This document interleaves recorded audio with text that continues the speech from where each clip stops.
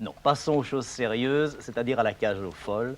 Oui. D'où est Pas venue... beaucoup plus sérieuse que ça, d'ailleurs. Oui, mais enfin, la Hein? qualité est quand même différente. D'où est venue l'idée de la cage aux folles? J'ai eu envie de traiter un problème, un problème de travesti, mais généralement, effectivement, depuis que le théâtre est théâtre, on se sert du travesti pour dissimuler certains messieurs qui sont de vrais hommes avec des allures très viriles et qui ont beaucoup de mal à assumer leur déguisement. Enfin, c'est le problème du danger dans lequel se trouvent les deux personnages de certains lame shows. Mais comme il y a un phénomène nouveau, un phénomène relativement récent, enfin récent dans la connaissance du public, qui est le travesti professionnel, c'est-à-dire le monsieur qui est habillé en dame pour faire son métier et qui souvent, par extension, est habillé en dame, même dans la vie, perd tout à fait son comportement d'homme initial. Et j'ai pensé qu'il était peut-être amusant, à contrario, de prendre des messieurs qui avaient de telles manières de dames qu'ils ne pouvaient plus reprendre des manières de messieurs. Oui, de Voilà. graves sociologues pourraient se pencher en disant que vous êtes dans l'évolution des mœurs, au fond, que c'est une pièce qui a contribué. Mais vous savez, c'est la carrière de la cage aux folles, c'est le succès de la cage aux folles, c'est aussi un succès circonstanciel. Il est bien certain que c'est venu au moment où une certaine libéralisation des mœurs a contribué à faire connaître ce phénomène. De l'homosexualité dont on parlait sans en gênant moins, oui, et puis le personnel de cabaret qui tenait des emplois de travestis. Et il est bien certain que 5 ans avant, on ne sait pas comment aurait été accueillie la cage aux folles, parce que ça n'était pas répandu, ça n'était pas connu du grand public. On dit que Serrault a beaucoup hésité avant de jouer Albin, c'est vrai? Mais tous les acteurs qui ont joué la cage aux folles ont hésité. Je peux vous dire qu'actuellement, aux États-Unis, les 2 comédiens qui jouent la comédie musicale se sont posés beaucoup de problèmes. Ils me l'ont dit aussi.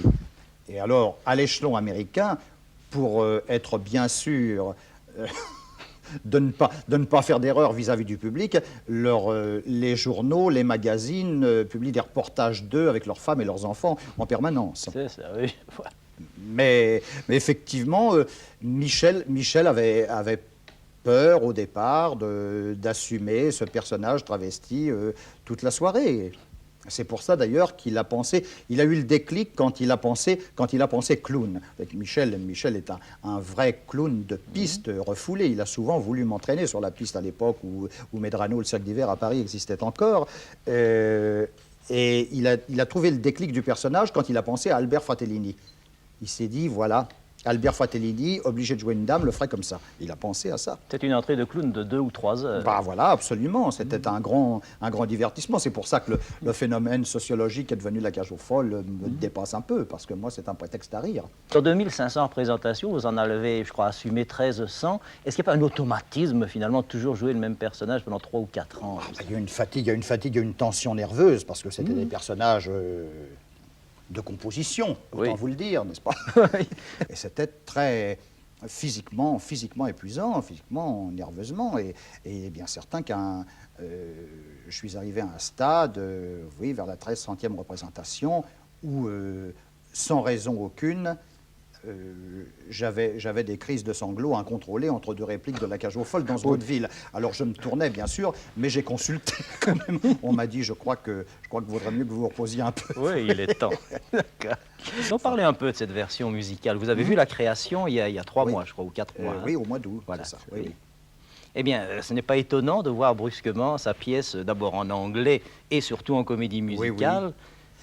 Ben, vous savez, il y a un moment où on oublie un peu qu'on est le créateur de quelque chose. Moi, j'ai été totalement séduit, mais totalement séduit comme spectateur, parce que, bon, je découvrais New York. D'abord, c'était une espèce de conte de fées, puis New York pour la première, puis une salle quand même vous entourant en tant qu'auteur français, c'est un petit peu émouvant. Mais j'ai vu surtout un spectacle très réussi, qui suit de très près l'intrigue. Oui, mais on voit la cage aux folles, parce qu'on ne voit pas dans votre pièce, mais finalement. on voit en plus, effectivement, ce qui permet ces numéros fabuleux de danse, de claquettes, chantés comme ils savent les faire, avec tous les travestis en scène, effectivement. C'est un plus. Et puis, il y a une musique très, très entraînante, très populaire. C'est quand même l'auteur de Hello Dolly, c'est un monsieur qui a fait Ses preuves. Qui a fait ses preuves. Oui, c'est Mais ça. c'est une histoire totalement famille. C'est ça le miracle. Et c'est de là l'immense succès. C'est qu'ils ont réussi à faire un spectacle de famille. Je voyais les salles avec les parents, les enfants. Ça ne pose pas de problème. Ça ne pose pas de problème du tout parce que c'est un couple d'hommes. Aucun. Il y a une romance, ils se tiennent la main. Le spectacle se termine sur un fond de décor de Saint-Tropez. Ils partent en se tenant enlacés vers la mer et ils chantent la romance. C'est ça. I am what I am. C'est le... I am what I am est devenu une sorte d'hymne. Ben, c'est pour ça que le disque marche formidablement. C'est ça. Oui. Alors, il y a eu des articles parce qu'il y a une récupération sociologique, une récupération de mœurs. Bon, enfin, tout ça est très compliqué, mais et m'échappe complètement.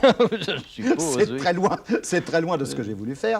Mais en France, c'était pareil. La majorité j'ai plein d'amis homosexuels qui trouvaient ça épatant. Et puis, certains qui s'acceptaient moins. Et le directeur ne voulait pas le titre au départ au Palais Royal. le directeur ne voulait pas le titre.